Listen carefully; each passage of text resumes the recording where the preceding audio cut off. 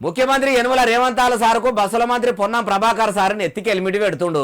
ఎప్పుడు చూసినా ఎస్కాటు బండ్ల నడమల కాన్వాయిలో పోయే రేవంతాల సార్కు హెల్మెట్ ఎందుకు పెడుతున్నట్టు? ఆయన ఏదైనా బడి నడుపుతుండా?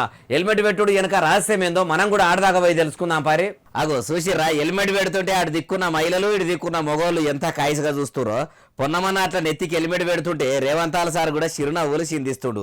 మరి హెల్మెట్ ధరించే పేరంట మేడయిందంటే రవాణా శాఖ కొత్త లోగోను కొలాయించే కాడ ముందుగాల ముఖ్యమంత్రి గారు చెప్పే ముచ్చటి నుండి ఈ రోజు ఆర్టీసీ బస్సులు 3000 ఉన్నాయి. ఈ 3000 బస్సులు దాదాపుగా 90% డీజిల్ మీద నడుస్తున్నాయి. ఈ 3000 బస్సులు డీజిల్తో ఇట్లనే నడుస్తే కాలుష్యాన్ని నియంత్రించలేము. మరి ఎట్లయితే భాగ్యనగరంలో పొగ బాధ తప్పుతుందో అది కూడా చెప్పుండ్రి.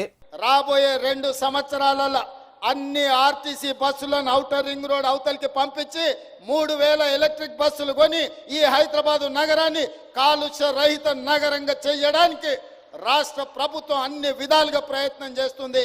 ఒక బస్సులే కాదు సారు, ఆటోలు కార్లు కూడా ఉన్నాయి. అవిటి ముచ్చటేంది మరి? తర్వాత ఆటోలోళ్ళు పాపం గిట్టుబాటు ధర లేక డీజిల్ బదులు కిరోసిన్ పోసి నడుపుతున్నారు. పట్టుకుంటే ఒక బాధ, పట్టుకోకపోతే ఇంకో బాధ. ఫైన్ వేస్తే బాధ, ఫైన్ వేయకపోతే ఇంకొక బాధ. వేస్తేనేమో సంఘాలు వస్తే, వేయకపోతేనో అధికారులు మిమ్మల్ని తిడతారు. రవాణా శాఖకే ఉంది. పట్టుకోకపోతే ఎలక కోపం, ఇడిచిపెడితే పిల్లి కోపం అన్నట్టు 2 దిక్కుల మీకే ఇబ్బంది ఉంది. అవిటిని కూడా ఔటర్ రింగ్ రోడ్డు అవతలికే పంపించే పని పెట్టుకొని ప్రతి పేద ఎలక్ట్రికల్ ఆటో కొని హైదరాబాద్లో నడుపుకోవాలంటుడు. సారు మంచిగానే కొనుక్కోమని చెప్తుర్రు. అవిటిని కూడా ఉచిత వాహనం పథకం పెట్టి మీరే ఇప్పిస్తే ఇంకా అస్సలుంటది కదా అంటుర్రు. పేదలను బండ్లు కొనుక్కోమని మీరు చెప్తుంటే మీ మాటలు ఇన్నోళ్ళు.